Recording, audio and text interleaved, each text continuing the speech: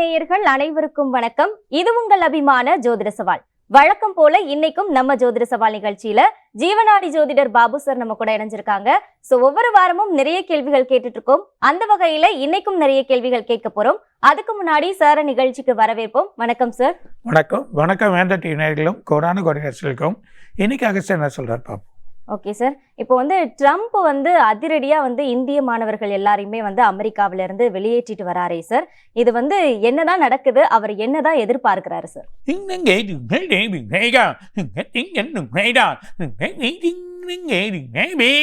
கண்டிப்பா நம்ம ரஷ்யாவில் எண்ணெய் வாங்குறோம். இந்த எண்ணெய் வாங்கக்கூடிய எண்ணத்தை நமக்கு நல்லா டெவலப் ஆகிறோம், வழி ஆகிறோன்றத ஒரு எண்ணத்தில் இவர் பண்ணுறாரு. இவருக்கு இது பெரிய பிரச்சனை, இதோட பெரிய பிரச்சனைகளை எடுத்துன்னு வர போகிறாங்க. அந்த மாதிரி நிலைமைகள் ஏற்படுறத நம்ம பார்க்க போகிறோம். அதே நேரத்தில் இப்போ பிள்ளைகள் படிப்பு, அதனால் பிள்ளைகள் படிப்புக்கு சில கட்டணங்கள் உயர்வு, இன்னும் அதிகமான உயர்வுகள் ஏற்றக்கூடிய நிலைமைகள் ஏற்படும். பிப்ரவரி மாதம் விசாவில் திரும்பி ஒரு பிரச்சனை ஏற்பட போகுது. அப்படி பிரச்சனை ஏற்பட்டால் சில குழப்பங்கள் ஏற்படுறதுக்கான வாய்ப்புகள் உண்டு. அப்போது அங்கே வேலை செய்கிறவங்கெல்லாம் பிரச்சனை ஆகும். இது மூலிமா சில குழப்பங்களை ஏற்படுத்தி நம்மளை அவங்களோட கண்ட்ரோலில் எடுத்துன்னு வரணும்னு நினைக்கிறாங்க. ஏன்னா அவங்களோட தொழிலெலாம் நிறைய பாதிப்பு ஏற்படுறதுனால அவங்க போட்டிருக்க அந்த வரினால தான் அந்த தொழில் பாதிப்பே ஏற்படுறது. அதனால தான் இந்த பிரச்சனைங்க வருது. ஆனால் நம்ம தொழில் வேறு வழியாக போகிறதுனால பிரச்சனை இல்லாததுனால இந்த பிரச்சனையை உருவாக்கணும்னு நினைக்கிறாங்க. மிகப்பெரிய பிரச்சனையை உருவாக்குறதுக்கான வழி இருக்குது. ஆனால் இந்த பிப்ரவரி மாதம் இதுக்கும் இந்தியாவுக்கும் அமெரிக்காவுக்கே சில பிரச்சனைகள் ஏற்படுறதுக்கான வாய்ப்பு வரும். சில வார்த்தை வழிகள் பிரச்சனைகள் ஏற்பட்டு சில குழப்பங்கள் ஏற்படலாம். அதுக்கு முன்னாடி சில சுமூகமான விஷயங்கள் பேசி நடந்தாலும் பிரச்சனைகள் அதிகமாக இருக்குது. ஸோ மக்கள் கவனமாக இருக்கணும். ரெண்டாவது, அங்கே வேலை செய்கிறவங்க ரொம்ப கவனமாக இருக்கணும். சில விஷயங்கள் பிரச்சனையை உருவாக்கி டேக்ஸ் போடலாம். நிறைய குழப்பங்கள் ஏற்படுறதுக்கான வாய்ப்புகள் இருக்குது. ஸோ ரொம்ப உஷாராக இருங்கன்றதை சொல்கிறார். ஸோ இவர் போகிற போக்கு சரியில்லை. இவருக்கே பிரச்சனைகள் ஏற்பட போது இருந்தாலும் இவர் போகிற போக்கு கொஞ்சம் சரியில்லாமல் தான் இருக்குது அப்படின்றத சொல்கிறார். Okay sir. இப்போ அடுத்த கேள்வி என்ன அப்படின்னா, புதினுடனான இந்திய பிரதமருக்கு இருக்கக்கூடிய அந்த நட்பு, இந்த நட்பு பார்க்கறதுக்கே என்னதான் அழகா தெரிஞ்சாலுமே இது இந்தியாவுக்கு ஏதாவது விளைவுகளை ஏற்படுத்துமா? அதாவது இந்தியாவுக்கு இவங்களுடைய நட்பு சாதகமா இருக்குமா, பாதகமா இருக்குமா சார்?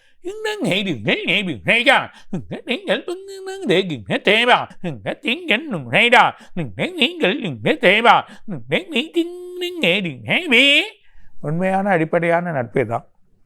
என்னதான் ட்ரம்ப் நமக்கு நட்பாக இருந்து செயல் பண்ணாலும் புட்டின் போல ஒரு நட்பு வராது. அவர் செயல் கரெக்டாக இருக்கும். இந்தியா மேலே எப்போவுமே ஒரு வழி நல்லா நட்பு இருக்கும். அது இல்லாமல் அவர் மூலிமா நமக்கு சாதகங்கள் அதிகமாக இருக்குது. ஸோ நாளைக்கு அமெரிக்காவே போர் தொடுத்தாலும் ரஷ்யா நிற்கும்.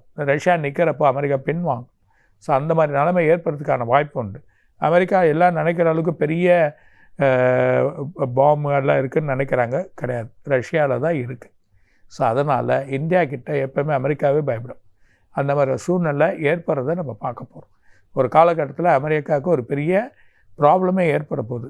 அந்த ப்ராப்ளங்கள் ஏற்படுற சூழ்நிலையை நம்ம எல்லோரும் எதிர்பார்ப்பாங்க. சில விஷயத்தில் அமெரிக்கா பின்வாங்கக்கூடிய நிலைமையை நம்ம பார்ப்போம் அப்படின்றத சொல்கிறாங்க. Okay sir. இப்போ அடுத்த கேள்வி இலங்கையில் இப்போ ரீசெண்டாக ஒரு மிகப்பெரிய பேரிடர் அதுலேருந்தே இன்னும் மக்கள் மீண்டு வரல முழுசா அப்படின்னே சொல்லலாம். ஆனாலும் கூட மறுபடியும் இலங்கையில் இன்னும் ஒரு பேரிடர் தாக்கும் அப்படின்னு சொல்கிறாங்களே சார், இதனால் ஏதாவது விளைவுகள் ஏற்படுமா?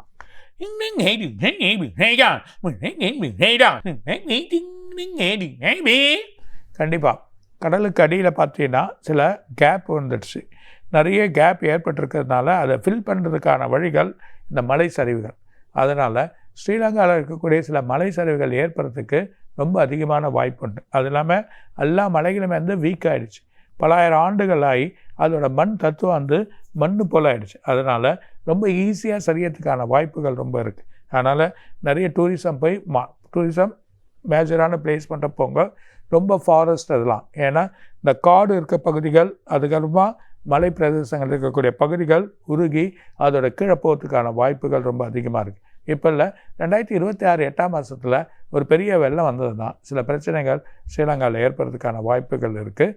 ஆனாலும் மக்கள் அந்த ஊர் மக்கள்லாம் கொஞ்சம் கவனமாக இருந்தால் போதும். ஸோ சிட்டியில் எந்த பிரச்சனையும் வராது, எந்த ஒரு குழப்பமாக இருந்தாலும் மக்கள் இங்கேருந்து ட்ராவல் பண்ணுறவங்க வழி இது இல்லாமல் ஆழ்கடலோட இது நீங்கள் நினைக்கிற மாதிரி இது இருக்கிறதுனால இந்த சரிகிறக்கூடிய மண்ணுகள் உள்ளே போகிறதுக்கான வாய்ப்புகள் அதிகமாக இருக்குது. ஸோ நீரோட்டங்கள் கம்மியாக இருக்க இடமா இருந்தாலும் சரியும், இல்லை நீரோட்டங்கள் ரொம்ப அதிகமாக இருக்க இடத்துலையும் சரி இந்த மண் சரிவுகள் ரொம்ப ஏற்படுறதுக்கான வாய்ப்புகள் அதிகமாக இருக்குது. இங்கே மட்டும் இல்லை, அதர் கண்ட்ரீஸில் ஏற்படும். நிறைய மண் சரிவுகள் ஏற்படுறத 2026 நம்ம பார்க்க போகிறோம். பிப்ரவரி மாதத்துலேருந்து இது ஆரம்பிச்சிடும்ன்றதை சொல்கிறேன். Okay sir. இப்போ அதே மாதிரி வந்து ஜப்பான்லயும் வந்து 98 அடிக்கு வந்து சுனாமி வரும் அப்படின்ற மாதிரி ஒரு எச்சரிக்கை விடுத்திருக்காங்க. ஏற்கனவே வந்து 3 நிலநடுக்கங்கள் வந்திருக்கு. இதை விட மிகப்பெரிய நிலநடுக்கம் ஒன்று ஏற்பட்டு இந்த சுனாமி வரும் அப்படின்னு ஒன்று எச்சரிக்கை விடுத்திருக்காங்க சார். இது உண்மைதானா இல்லை மக்கள் இதை பற்றி அச்சப்பட தேவையில்லையா?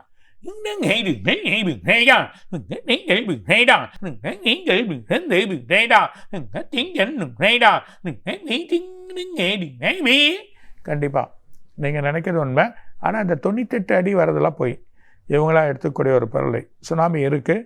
சுனாமி கண்டிப்பாக வந்து இந்தோனேஷியாவில் இருக்குது, பிலிப்பைன்ஸ், இந்தோனேஷியா, ஜப்பானில் கண்டிப்பாக இருக்குது. ஒரு 6 போல் தண்ணி போகிறதுக்கான நிலமை உண்டு.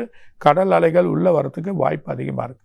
ஸோ அந்த கடலோட இது வந்து உள்ளே வந்து அடிச்சுன்னு போகக்கூடிய நிலமை, அங்கே இருக்க ஆர்பாரோ வழியோ எடுத்துன்னு போகிறதுக்கான நிலமை கண்டிப்பாக இருக்குது. ஆனால் இந்த டிசம்பர் மாதம் இந்த டிசம்பர் மாதமே இது நடக்கிறதுக்கு ஒரு வாய்ப்பு இருக்குது. அப்படி இல்லைன்னா நெக்ஸ்ட் இயர் மார்ச்சில் வந்து மிகப்பெரிய நிலநடுக்கங்கள் இருக்குது. இந்த நிலநடுக்கங்கள் பாதிப்பு பார்த்திங்கன்னா ஒன்று இந்தோனேஷியா, ஜப்பானில் அதிகமாக ஏற்படும்.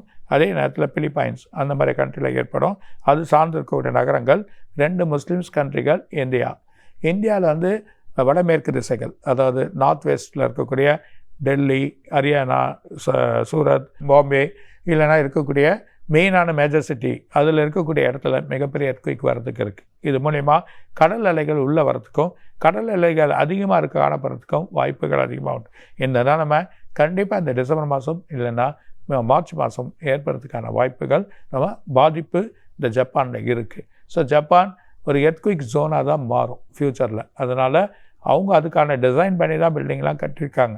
இப்போ பார்த்திங்கன்னா இந்த மார்ச் மாதத்துக்குள்ளே 2-3 பில்டிங், ஒரு பெரிய பில்டிங் வந்து ஷேக் ஆகி கீழே விடுறத நம்ம எல்லாம் பார்க்க போகிறோம். அதனால் பாதிப்பு இருக்குது. மக்கள் வந்து அதுக்கு தகுந்த அளவுக்கு கவனத்தை இப்போதுலேருந்தே அவங்க செலுத்திட்டு வந்தாங்கன்னா நல்லா ஆகிடும் அப்படின்றத சொல்கிறாங்க. Okay sir. அதே மாதிரி அடுத்த கேள்வி வந்து ஆப்பிரிக்கா கண்டத்தில் வந்து கிழக்கு பகுதி வந்து மெதுவாக பிளந்து அடுத்த 5 to 10 மில்லியன் ஆண்டுகளுக்குள்ளாக வந்து ஒரு பெருங்கடல் உருவாகும் அப்படின்னு சொல்லியிருக்காங்க சார். இதுவும் உண்மைதானா? இன்னும்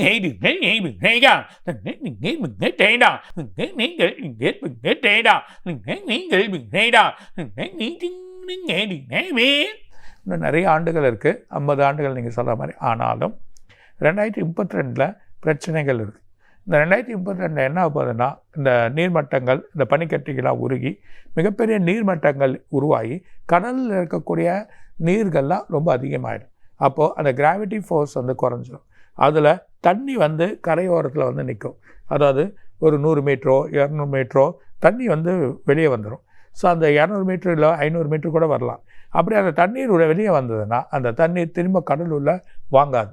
ஏன்னா மட்டம் அதிகமாகிடும். அப்போ கிராவிட்டி வந்து மாறும். அப்போ மாறுசில் பார்த்தீங்கன்னா சில கடல்கள் நகரத்தில் இருக்கக்கூடிய, அதாவது நகர மக்கள் வாழ்கிற இடத்துல தண்ணி வந்து நிற்கக்கூடிய நிலைமை 2032 நடக்க போகுது. அது மூலிமா இந்த பனிக்கட்டி உருகி இது வர சொல்ல அதில் இருக்கக்கூடிய ஒரு லேண்ட் தானாக பிரிஞ்சு நேராக வந்து இந்தியாலேயோ இல்லைன்னா இந்தியாவுக்கு முன்னாடி இருக்கக்கூடிய ஒரு பாகத்துலேயோ இது சேர்ந்துடலாம். அப்படி சேர்ந்துன்னா பனி வந்து அதிகமாக இருக்கக்கூடிய நிலைமை ஏற்படும், குளிர் மாறும். ஸோ காலநிலைகள் வந்து கம்ப்ளீட்டாக மாறி செயல்கள் மாறுதான் நம்ம பார்க்க போகிறோம் அப்படின்றத சொல்கிறேன். Okay sir. இப்போ அடுத்த கேள்வி வந்து ராமேஸ்வரத்தில், அதாவது அந்த மண்டபம் பகுதியில் வந்து கடல் சீற்றமாக இருக்கிறதா நம்ம வந்து கேள்விப்பட்டோம். ஸோ இது வந்து இலங்கையில் நடந்த அந்த பேரிடருக்கும் இதுக்கும் ஏதாவது சம்மந்தம் இருக்குமா, இல்லை தமிழகத்தில் வந்து இன்னும் மேலும் புயல் எச்சரிக்கை ஏதாவது உண்டா சார்?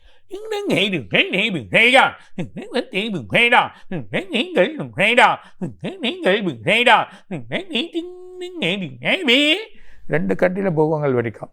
அது மூலிமா சுனாமி எச்சரிக்கை ஏற்பட்டுரும். அதில் நம்ம இருக்கக்கூடிய இந்தோனேஷியா இல்லை கடலோர பகுதி, இந்திய கடலோர பகுதி, சென்னை கூட கடலோர பகுதி, அதே நேரத்தில் நீங்கள் நம்ம ராமேஸ்வரம், இது சம்மந்தப்பட்ட கன்னியாகுமரியெல்லாம் அலைகள் அதிகமாக இருக்கும். மிகப்பெரிய அலைகள் ஏற்படுறதுக்கான வாய்ப்புகள் ரொம்ப அதிகமாக இருக்குது. ஸோ அந்த சூழ்நிலையில் இந்த மாதிரி அந்த ப்ராப்ளங்கள் ஏற்படும். இது ஸ்ரீலங்காவினால வந்தது கிடையாது, இயற்கையான வழியாக இருக்கக்கூடிய சில விஷயங்கள். ஸோ இயற்கைக்கு மாறாமல் பூகங்கள் ஏற்பட சொல்ல கால சூழ்நிலைகள் மாறுபடும். அப்போ மாறுபட சொல்ல அதுலேருந்து ஆட்டோமேட்டிக்காக இந்த தண்ணி வந்து அலைகள் அதிகமாக இருக்கிறத நம்ம பார்க்க போகிறோம். இந்த மந்த் எண்டு 26ஆம் தேதி சில விஷயங்கள் நடக்கலாம். அப்படி இல்லைன்னா மார்ச் மாதத்துலேருந்து வழி இருக்குது. Okay sir. இப்போ அடுத்ததா வந்து நம்ம எப்பயுமே 2 வாரங்களுக்கு ஒரு தடவை பார்க்கறது தான் ஷேர் மார்க்கெட் நிலவரம். அதாவது தங்கம் ஒரு பக்கம் ஏறிட்டே போனாலும் எல்லாருமே வந்து தங்கத்துல தான் பாயிண்ட் ஆஃப் பண்றாங்களே தவிர வெள்ளியும் ஒரு பக்கம் ஏறிட்டே தான் இருக்கு. பட் ஆனா அதை யாரும் பாயிண்ட் ஆஃப் பண்றாங்களா அப்படின்றது தெரியல. ஸோ இந்த வாரம் ஷேர் மார்க்கெட் நிலவரம் எப்படி இருக்கும் சார்?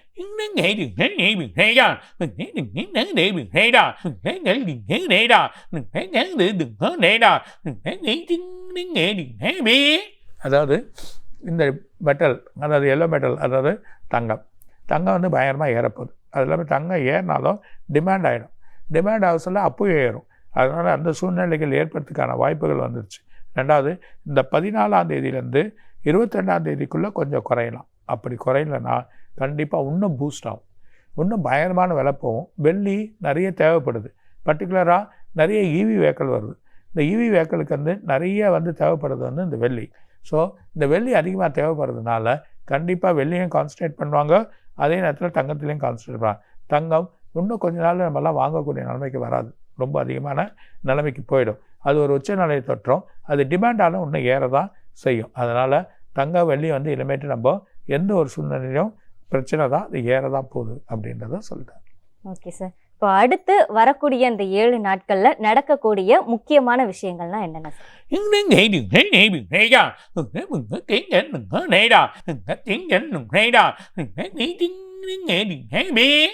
அதாவது ஒரு மிகப்பெரிய கண்ட்ரி இது வரைக்கும் வந்திருக்காது. அந்த கண்ட்ரியில் எர்த்குயிக் வரும். அங்கே சில உணவுகள் பிரச்சனைகள் ஏற்படுறதுக்கான வாய்ப்புகள் இருக்குது. எதிர்பார்க்காம அது நடக்கும்.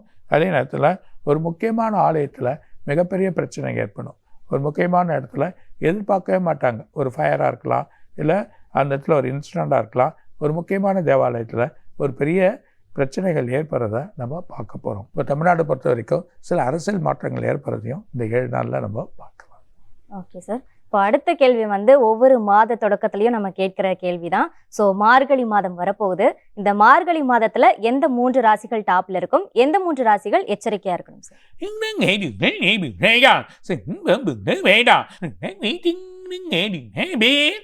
அதாவது சிம்பம், கன்னி, மிதுனம், இது 3 ராசி ரொம்ப நல்லா இருக்கு. எதிர்பார்க்காத விதத்தில் பணவரவுகள், செயல்கள் கன்னிக்கு ரொம்ப டாப்பாக இருக்குது. நிறைய மாற்றங்கள் ஏற்படும். கன்னி அரசியல்வாதியாக இருந்தால் அவங்களுக்கு ஒரு செயல் மாற்றங்கள் இருக்குது, ஒரு வெற்றி வாய்ப்பை கொடுக்கறதுக்கான வாய்ப்புகள் இருக்குது. சிம்மத்துக்கு அமோகமான பணங்கள், வழிகள், எல்லா விதமான செயல்களும் நடக்க ஆரம்பிச்சிடும். அதே மாதிரி மிதுனத்துக்கு குரு மாறுறதுனால, வக்ரம் மாறுறதுனால அவங்களுக்கு நல்ல ஒரு வழிகள், மாற்றங்கள், வேலையில் பிரச்சனைகள், வேலையில் மாற்றங்கள், மனசு பிரச்சனைகள், நிறைவுகள், இதெல்லாம் மாறக்கூடிய தன்மைகள் ஏற்படும். அதே நேரத்தில் உங்களுக்கு இருக்கக்கூடிய மேஷம், அதே நேரத்தில் கும்பம், இந்த ராசிகள் தனுசு, இந்த 3 ராசியுமே எதிர்பார்க்காத, தனுசுக்கு உடல் உபாதைகள் கேர்ஃபுல்லாக இருங்க. ஸோ ஹெல்த் இஷ்யூஸ் வந்து பிரச்சனைகள் ஏற்படுறதுக்கான வாய்ப்புகள் உண்டு.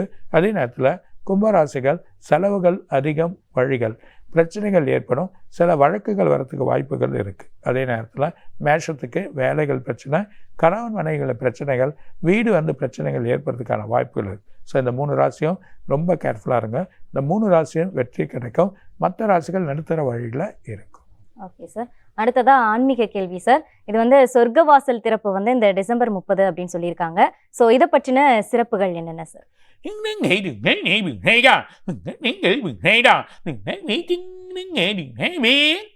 வைகுண்டம், இந்த வைகுண்டத்துக்கு போகக்கூடியதா வைகுண்ட ஏகாதசியாக சொல்கிறாங்க. இந்த வைகுண்டத்துக்கு கால் வைக்கக்கூடிய நிலையை ஒவ்வொரு வருஷமும் நம்ம துதிப்பாதி இறைவனை எழுப்பக்கூடிய சந்தம். அந்த இறைவன் படுத்திருக்கக்கூடிய நிலை இருக்கவன் எழுந்து நின்று எல்லாருக்கும் ஆசீர்வாதம் கொடுக்கக்கூடிய நிலைமை தான் இந்த வைகுண்டத்தில் அமைஞ்சிருக்கு. ஸோ அந்த வைகுண்டத்தில் இறைவன் தூங்கி இருந்தாலும் அவனோட செயலில் வந்து எல்லாத்தையும் வந்து கவனிக்கிறான். எல்லா செயலையும் ஒரு வழியாக நினச்சி எல்லா செயலையுமே வழி பண்ணக்கூடியது தான். அந்த தூக்கத்தை நம்ம ஒரு நாள் நம்ம வந்து தூங்காமல் இருக்கிறதுக்கான வழியாக வச்சுருக்கக்கூடியது தான் இந்த வைகுண்ட ஏகாதசி. ஒரு நாள் கண் விழித்து அதுக்கான வழி. அதுக்கு காரணம் என்ன, அந்த வைகுண்ட ஏகாதசி வர்றதுன்னா பனி வரக்கூடிய காலத்தில் ஒரு நாள் நம்ம அதை கண் விழிச்சுன்னா நம்ம உடல் வந்து சூடாயிடும். அந்த பனியை தாங்கக்கூடிய சக்திக்கு அந்த 1 மாதத்துக்கு வந்துடும். அந்த நிலையை ஏற்படக்கூடிய சக்தி தான் இதை உருவாக்கியிருக்காங்க. அது இல்லாமல் வைகுண்டத்துக்கு கால் வைக்கிறது, தெய்வத்தை துதிப்பாடி செயல் பண்ணுறப்போ, அந்த வைகுண்டத்தை செயலில் போகிறப்போ ஒவ்வொரு ஆண்டும் நம்ம அதை பார்க்குறோம், ஒவ்வொரு ஆண்டும் செயலாக இருக்கிறோம். அது நமக்கு ஒரு நிவர்த்தியை கொடுக்குது, ஒரு நல்ல மனசத்தை நம்பிக்கையை கொடுக்குது. இறைவன் வழிபாட்டை நம்மளும் அந்த வைகுண்டத்தில் போய் உட்காருவோம், நம்மளும் இறைவனை துடிப்பாதி நம்மளும் வைகுண்டத்துக்கு போவோன்ற ஒரு தியான வழிமுறையில் போக்குறப்போ நமக்கு ஒரு பெரிய ஆசீர்வாதம் கிடைக்கிறது தான் இறைத்துறியாக வச்சுருக்காங்க. அந்த இறைத்துறியாக பார்க்கறது தான் அந்த ஆசீர்வாதம் தான் நமக்கு நல்லதுன்றதை சொல்கிறார். ஓகே சார், அடுத்ததா நேயர் ஒருவர் ஒரு கேள்வி கேட்டிருக்காரு சார். தாய் மூகாம்பிகை பற்றியும் அவரை வழிபடுவதனால நமக்கு என்னென்ன நன்மைகள் கிடைக்கும் அப்படின்றத பத்தியும் கேட்டிருக்காரு சார். அதை பத்தி சொல்லி.